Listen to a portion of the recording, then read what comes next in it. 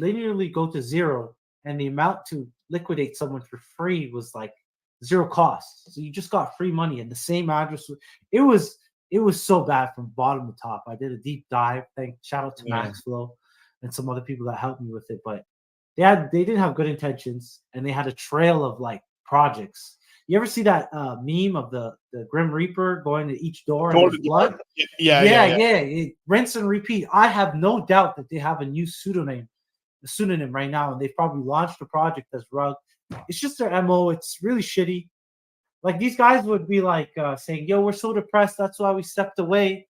Oh, and then on TikTok, they're in vacation, and oh my god, every country just like. Say that again, because look, I said this about you. So okay, I'm not saying this about token founders because I didn't know any token founders that said that shit. But I know YouTubers that we knew and like we're kind of getting not friendly, but we talked to them a little bit. That these fuckers were like, what they did is they got so many people so rugged in crypto that they were like, like 24. I was gonna kill myself, man. I was gonna unalive myself, brother. Like. I got to step away for depression, and they're fucking over there in Tahiti. Tahiti, fucking maggots, dude. Like, there's one really big YouTuber that like I'm just not gonna say his fucking name because he's back now and shit or whatever. But like, yo, fuck him.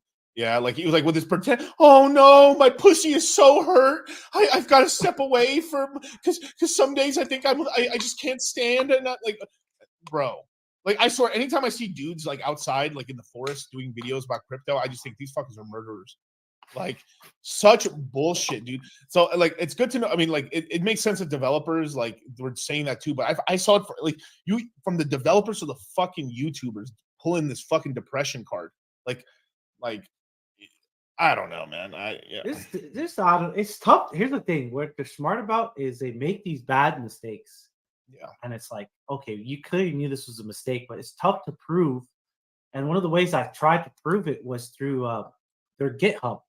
They had like what was audited and what was actually deployed, two different things.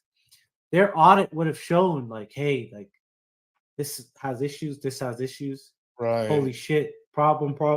All of that would have been shown, but the same hashes, the commit hashes, they were not on their code at all, on their open source like stuff. So that was credit that did that. It's really, really scummy. And you know why I even investigated? I think I got rugged twice by these guys. Stake, they left their GitHub key on, or their seed phrase on GitHub. So I get rugged 5K. Huh. No, I'm like, okay, man, I'll try again, man. Surely, like, doesn't happen again. I get rugged again. Surely. I get rugged again. Now I'm just a mad users. I'm like, what the fuck, man? I just tweeted I got 25% of people, 25% of my portfolio in this. What the fuck happened, right? So I like researched it. I got a lot of help from some really smart developers. Big shout out to Max Flow. Huge debt for F-Bomb and MCLB.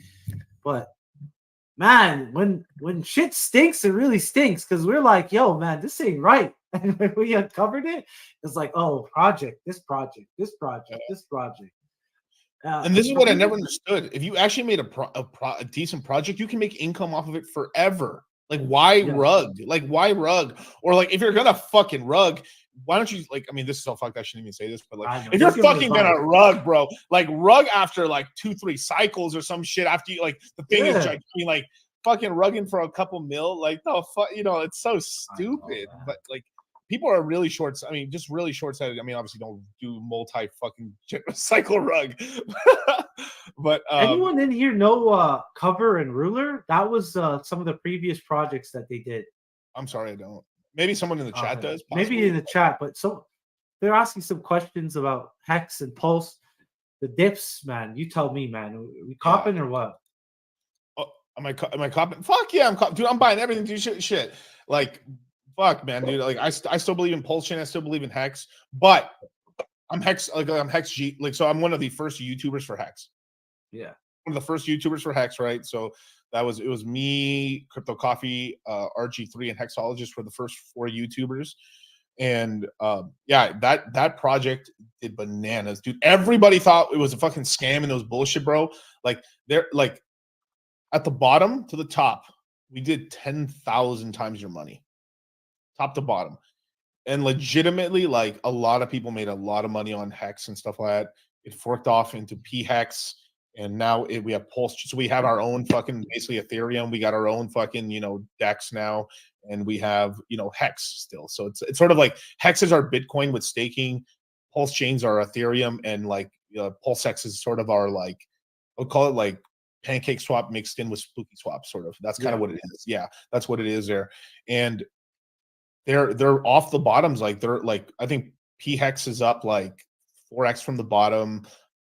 Pulse chain's up like 5 or 6 times off the bottom, and Pulse Hex is up like 9x from the bottom, or 6x, 7x from the bottom. So like the whole from the bottom, yeah. But here's the thing: is people sacrificed or fucking basically did an IDO. Pulse chain basically they never run the losses. So no one's crying about Pulse chain, but Pulse Hex, some people aped in so hard because they had more money because it was later in the cycle, and they were like. We're basically if you were like a top 20 wallet, which is like a lot of the top 20 wallets were basically everyone kind of grouping together to get the big bonus. Basically, like there's like the more money you put in, the more like shares you get basically at a discount. Yeah. So a lot of most of the community members who were like big or who were like actual community members basically are now at break even right now. I'd break even on that. Yeah, but it's just, but people, but there was like if you were a normie guy by themselves who threw $1,000, yeah, you're down probably 40% still. That's the one thing I say to people: don't compete. Obviously, like you're gonna be down bad, but the second you sell, you're permanently down bad. You capitulate. I said about Phantom, man. Like, I think even I'll bring up that same girlfriend because she's a great case study for a new user on crypto.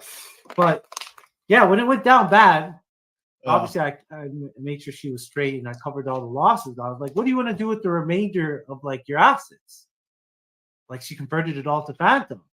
Sell it, get me out of this. Oh my God. And it was the 16-cent bottom and went to 60 cents. And obviously wait, hold on. You're talking about like this bear market? She sold it all? No, like literally after solidly all the May when everything crashed. Yeah. Everything crashed. So I remember going on vacation, and for peace of mind, I was like, let me sell everything. Everything I have, stables. I don't feel so good about everything. And that's when Luna happened. And obviously I'm not managing her stuff, so she didn't sell. But I covered her losses, no problem. But yeah, she sold the bottom. Just sold the bottom. Literally days later, it was like, what the fuck? How is it this price? Shit happens. But yeah, you don't want to capitulate. If you really believe in something, if you bought it just to gamble, then yeah, that's why you feel the way you do. But if you genuinely believe in a product, what they're building and everything like that, you can't look at those price actions. You want to actually keep buying. You want to DCA so it's not as bad. You want to get a bigger position. But obviously, if you need to pay bills, pay your bills. But yeah, you shouldn't be gambling if that's like your rent money, Right. You guys hear that? Huh? You guys hear that? You shouldn't be gambling with the rent money. But anyway, well, I'll put it on the card, But no. But it like what you're saying is really true because I like a lot of female dude. I've had this conversation over the last couple of days with like a good friend and stuff like that. Like they literally broke up and stuff like that because basically that she couldn't handle his success in crypto. And because he just became really successful in crypto, and then she couldn't handle it because she couldn't have control of him anymore. Like like that shit. And then on top of that, at every point, he made like $100,000. Sell it all, baby. Just sell it all. $500,000. Sell it all, baby. Sell it all. So every single point in time, like was I kind of wish I listened to one of those sell it alls though, man. Sometimes. No. I agree with you, man. I agree with you. You don't want to even tell your partner about any of that stuff. Maybe to like marriage. I don't know. Yo, 24, my G. Thank you. This is what I'm trying to say. Look, I'm from the red pill, and this is the shit. Look, and this is for women who are in crypto with partners and God. Don't tell your partner shit at all. Like, only tell them that, like, okay, let's just say you made $1 million. You're up $1 million right now, right? I'm up $1 million. Woo! Feeling gravy right now. Feeling nice. Feeling icy right now. Yeah. If you take $300,000 out in cash, that's all you tell. Whatever's actually in the bank account, you don't tell them that you still have another 700,000 or whatever the fuck left in there. You can tell her like I have 100,000 left or whatever, right? But like you took 300,000 out, and from there she's like, and depending on how they are, if you really trust them, you can say, yeah, I have 300,000 I just took out. I would even cut that in half and say like I took $150 out and shit, because they're women are already calculating. Okay, what are we doing with this? Am I getting the Escalade? Are we getting the house? They're ready to spend, man. They're already fucking counting your money, how to spend it, bro. Like it's just like it's not your money, it's our money. Yeah. The best story I've heard though, man. It's one guy. His name is Mike, bro. Yeah. At a conference with him. And he's like, yeah, we're house shopping. But my wife doesn't know we have millions in crypto. So she's always showing me houses and saying, oh, we can't afford this. But little does she know I'm getting ready to get the one she likes. See, that's the type of energy I do like. Yeah. Obviously, share as much as you can with your partner, but in a positive way, just dropping like, hey, you can get the house you wanted, you could do this, or goal oriented. I think that's just the way to do it. Yeah. And crypto is, at the end of the day, it's a hobby, right? Like, you're in it. Obviously, you're making money and doing a bunch of financial stuff, but you can't have your girl just be like, sell everything and exit. It's like, I want to play basketball every week. It's like my hobby. I want to trade my crypto. So I got to have some skin in the game, And also too, if like it's like no matter what, women are women, no matter what. And there's a different thing for men and stuff with the women, because like there are women who are like the one in charge in the relationship, and then that's their relationship. It is what it is, right? But like a lot of women are really they're just truly risk averse. That's just how they are naturally, right? They just want to, like, you could literally like chick isn't working anymore, off at home, stay at home fucking girlfriend basically, right? And they still will find a way to complain no matter what, because their natural hardware is to like shit test you for life, because it's so fucking stupid. I was like what do you like?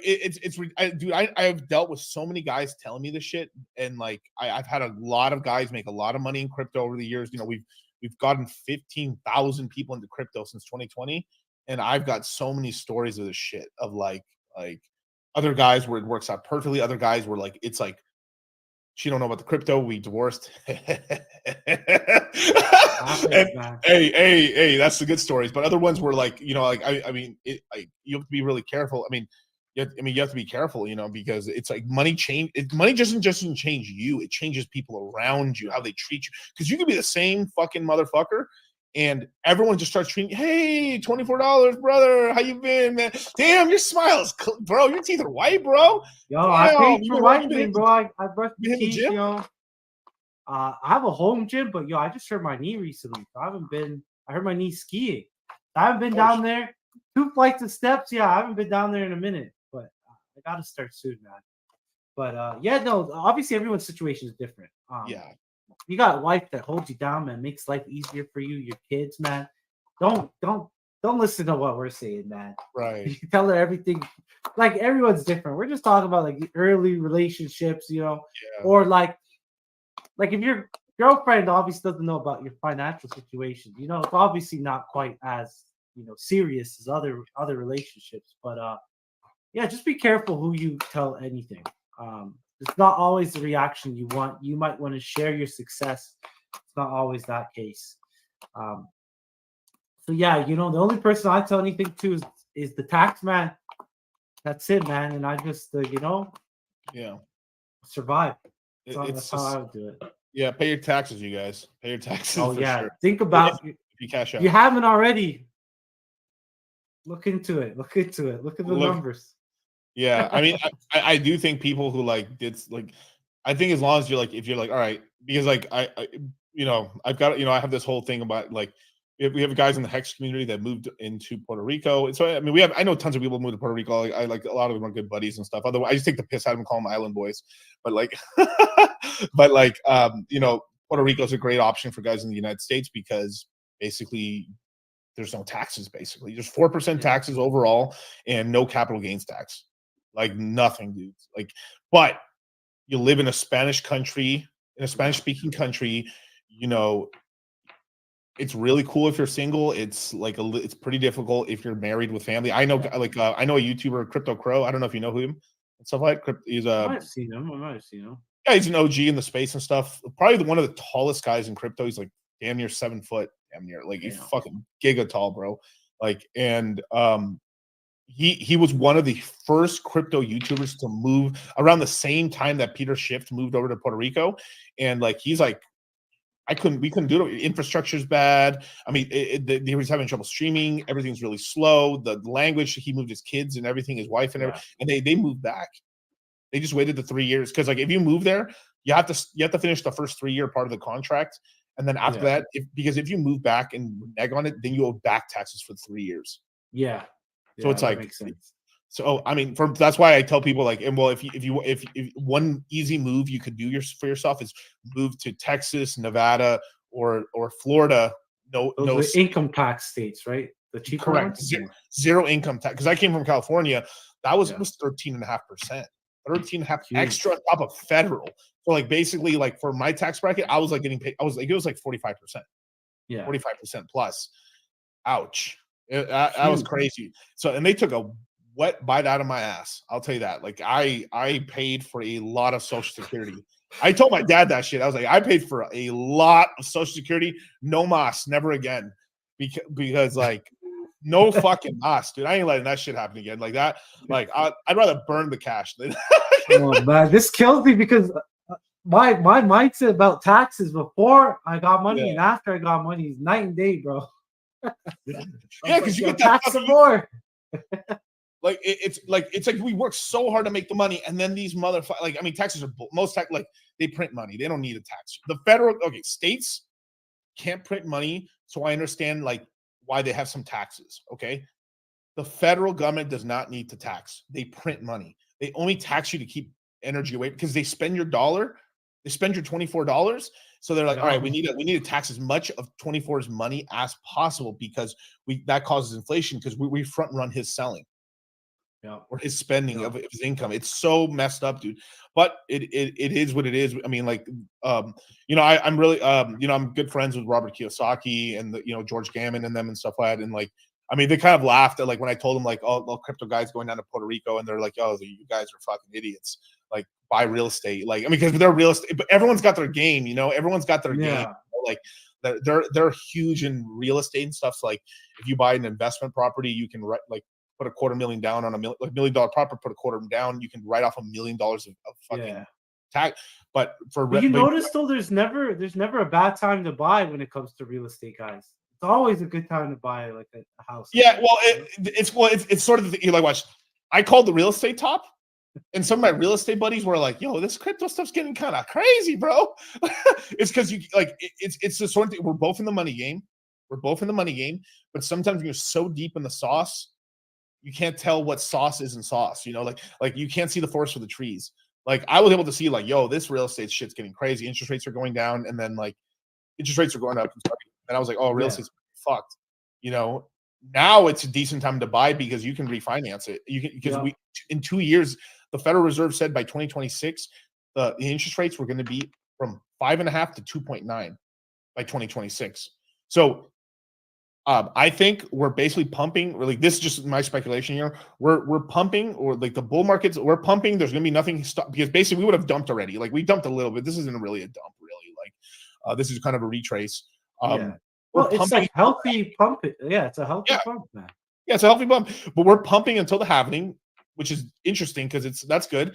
Then we're probably going to take a little small dip there, and then once the Federal Reserve starts decreasing interest rates, stock market will take a little like holy shit, and then that'll be probably the first real big dip, probably somewhere between May. I think it's May 1st. May 1st is when we're going to have the interest rates probably go down. If not, it's going to be July 12th is that meeting. So between those two meetings, let me see if I can pull it up. Here we go. Here it is. The caffeine's starting to hit me. So they're meeting on these days. So May 1st is when they give the verdict out, or it's going to be June 12th. But June 12th is when they're having a little bit more data come out. But I still am saying they're probably going to lower interest rates by 50 to 25 basis points, which isn't dramatic, but anytime they lower or anytime they change direction, the stock market goes like, holy shit. Boom. Yeah. Like it's insane and stuff like that. So that is something that like I've been watching because I am a fucking Federal Reserve turbo dork. I've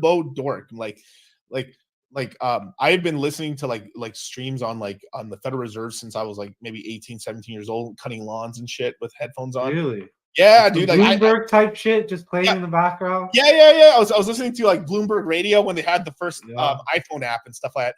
I was listening to like Pim Fox and all these guys talking about talking stock and stuff. And then it was so crazy hearing not Jerome Powell, I'm sorry, but what's his name? Ben Bernanke. Ben Bernanke was the Fed chair at the time and stuff like that.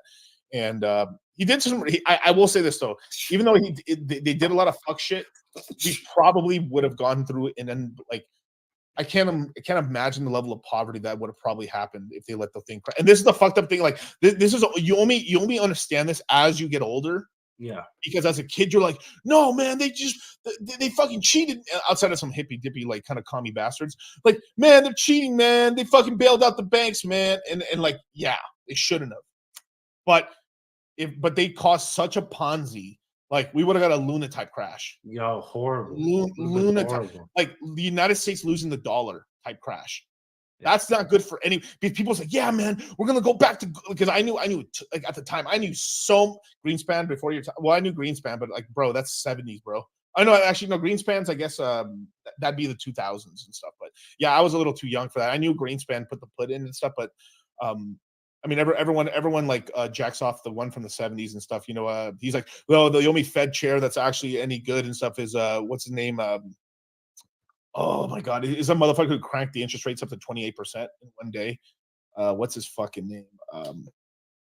I feel so bad that I don't remember now. Oh my God, cranked it up. It was a guy in the 70s and stuff. It was like he was like he's like the only one like the even conservative like Volcker, Paul Volcker. Paul Volcker was like, holy shit, he yanked the interest rates up to like 28% in one fucking day, and the fucking crashed the market. Like, I mean, boom, like car flipped over. Like, but he saved the dollar in the economy, and then from there they did deals with the Saudis and stuff with oil, and then like he put that's what happened. And then from there, Greenspan took over, and slowly Greenspan started lowering the interest rates down for basically ever until he basically took it to zero, allowed us to get into the fucking housing boom and stuff. Which, God, yeah, it's yeah.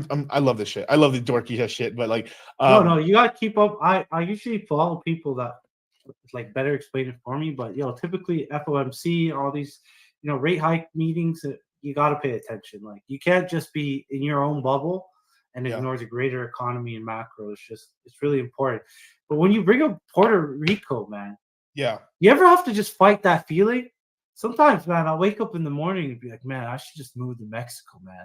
Just bring everything to Mexico. You ever feel like that? Like, I'm Mexican. It's not Mexican. I have family there. It's like I don't have that because I've been to Mexico tons of times. I've only been to Mexico as like literally like I've lived in Mexico for like 4 or 5 months and stuff down there, like, but in like rural village, poor village. Like, I'm living there with my grandma and stuff like that, or we're on the farm and stuff. Like, I was herding our cattle or stuff, or feeding pigs and chickens. And I was literally. I'm gonna call them. Yeah, sorry, I was talking to family. No, don't worry, brother. We're just doing this whole thing there, and like, so I saw that part of Mexico, but the thing is, I saw the poverty in Mexico. Like, holy crap, dude. Like, but like, we were just there. Like, I was just a kid and shit, and then up until like teenage years, and from there, our town got so narco heavy that it's just I haven't gone back just because it just seems dangerous. Like, as an adult, dude, because like you couldn't like, even if you're not trying to talk to a chick down there, even if you're not like just chick wise, like if you're in a small town, you can't talk to anybody because any half decent pretty girl is someone's fucking girlfriend that she's just cheating and fucking with you. Like, it's super dangerous and stuff, right? But if you're in the bigger cities, it's safe and stuff. And like I've literally heard some other guys try to say that's not true. And it's like, well, bro, you're some white boy fucking motherfucker saying that shit, like in Guadalajara or in fucking like, the fuck. I'm like, no. Those guys always tell me, man, oh man, go to Mexico, rent a van, go all across it, and I'm like, man, I don't know, man. our experiences might be different. But I just meant like a different country, not like a North American country, just somewhere chill, like a cheaper cost of living. You know, I can tell you like, where. I could Gammon won't stop talking about Colombia, That's a Medellin, good spot. Medellin, Colombia, and there's a reason for that. The demographics, basically, they have a bunch of young people that are going to age into the working class, that are going to be tax paying. So basically, that country is golden for 30 years. So they've been buying real estate down there since they looked. So it's after that 30 years, maybe it might get a little shitty and stuff. Mexico, same thing. Mexico is basically really good for the next 20, 25 years, maybe 30 years. So both Mexico's economy is going up, Colombia's economy is going up, and El Salvador is because of Bitcoin now. But he had to do radical shit. Most other countries are a little bit like, it is what it is. I mean, I've never been to Chile, but like Medellin, I've heard is really cool. But that's like the second biggest city. It's not it's not the main city there. But like, Medellin's like really cool, and tons of people are down there. It's pretty safe relatively now, and people are making some money down there buying real estate and stuff. Like the only other place I've heard is like Costa Rica. I know some guys out here in there's a bunch of slot YouTubers out here in Las Vegas that Costa Rica's the spot. Costa Rica is a spot. They have tons of like high net worth like rentals out there. By high net worth rentals mean you're renting out a place for 2 weeks for $5,000 or something like that. Yeah. But you're pimping. You're pimping out there in Costa Rica and stuff like that. So like that's kind of how they're doing it and stuff. So like there's like niche to the game. It just depends on if you're willing to go out of your comfort zone. But like there's countries like Panama and stuff like that, but that's more retirement spots and stuff. And you got to be careful because the Hex founder, he got robbed in Panama. They robbed him and they stole his land and everything, and he fucking had to escape. Yeah, they robbed him, took a safe, took a shit, and like he just managed to get out there with him and this girl, life and shit. Always pick yourself. Yeah, whatever you got, man. Always, just take it all, buddy. Yeah, like I mean, he knows it. Like Richard Hart's Panama story is crazy, and that happened. This is like early 2000s, like very like the thing is we're damn near. That's like that story was probably what like 20. That probably was like 21 years ago. 21 years ago, So different times, but like Mexico is a lot safer and stuff. If you're like one good place people buy real estate all the time is Baja California, Rosarita and stuff like that. Like you go where like there's social media presence, you can buy rentals down there. You make tons of money. You make good money on them during the summer, and the rest of the year you don't make shit. But like you can live down there pretty cheap, and the cartels ain't gonna mess with you because that's some money. Like everyone's making money, so it's like they're like, you keep let the fucking tourists, the whites, the Americans and the Europeans like. Let's not fuck up the cash flow inflow here. It's good tourism, man. Yeah, Papas and beer, baby. Let's go. There's a famous spot called Papas and beer and shit. Basically, Latinas and white girls go down there to get fucking butt ass naked and drunk. And good time. And there's guys out there. I got some cousins of mine that own buildings down there and shit. They're just fucking making money off these bitches. But so if there's a will, there's a way, to make money, But oh my God, Hong Kong, motherfucker, Damien. I ain't gonna go with you there. Honestly, there's so many options, guys. Like I know you guys can like name thousands of countries, but yeah, God damn. But you notice I didn't say the UK. You notice how I didn't say fucking France. You notice how I didn't say Germany. You notice how I didn't like. It's really these countries where like the demographics are like I really got into like demographics and stuff like 3 years ago, and like it was always a passion of mine, but like. Dude, like that shit is crazy. Like that's what all the underlying Ponzi is, like of everything. Like if you have more babies than you do like old people, you're winning. Because that means you're having people that are going to pay for the old people. That's literally at the bottom of like the entire inverted pyramid of the Ponzi of the United States, but every single system around the planet. It's all about, is there more fucking babies being born? That's it. At the end of the day, that means because we can borrow like crazy, and we got our fucking great grandkids are going to pay for everything. Ha ha ha ha. And then I can't remember what country's down bad right now. Was it China or Japan? Somebody's like encouraging people, please, like have some babies. South Korea. South Korea is the most down bad. Yeah. But China is about to go into turbo bad. Like they're fucked. Japan was the first country in the industrial world to actually go through this, but they're like 20, 30 years ahead of everybody. They basically had a baby bust since the 80s. And so they've been dealing with it with automation. So Japan, because it's kind of like you're the first out of the Ponzi, you kind of do the best, you know. So they're fine.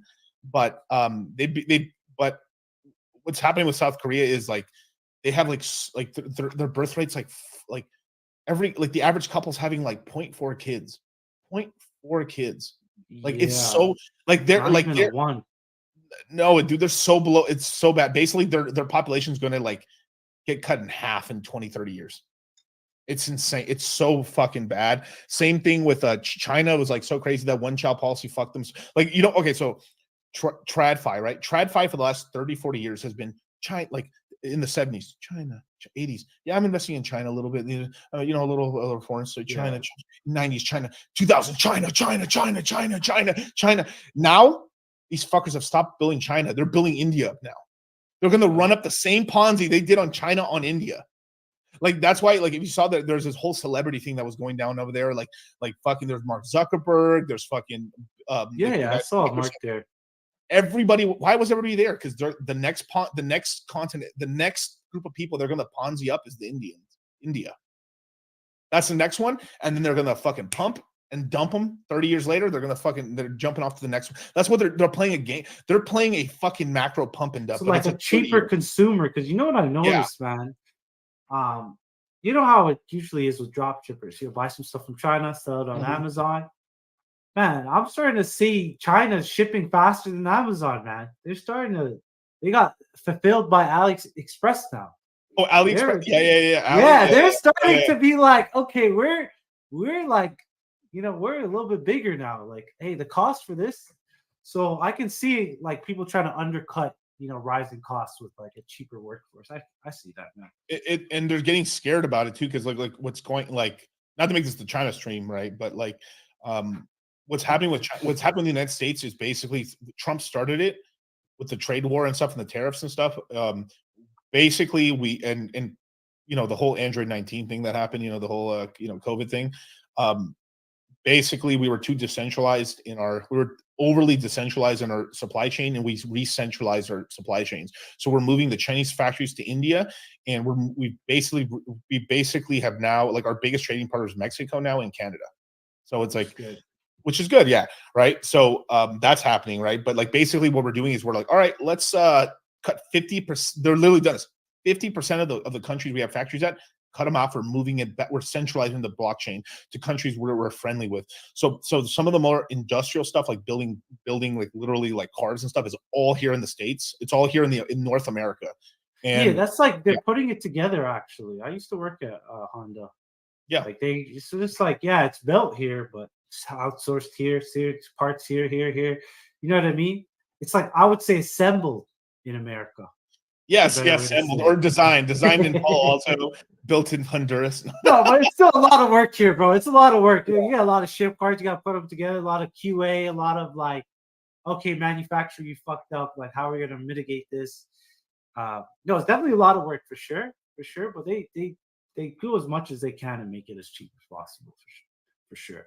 Yeah, so it's kind of crazy and stuff. So yeah, they have a big millennial population and stuff like that. So like what's happening now is like they're moving some of the Foxconn factories to Apple. I mean, Apple's factories are moving over to like India now, and they're all building up. You know, the first one that tipped me off there was going to be some India stuff was Bill Gates. Bill Gates started getting real like nice with India, and I saw this happen during like 2015. He started going like to India a lot, and I was like, oh, okay, that's what's going on right now. So, but he kind of started it up a little bit. He's getting his bags.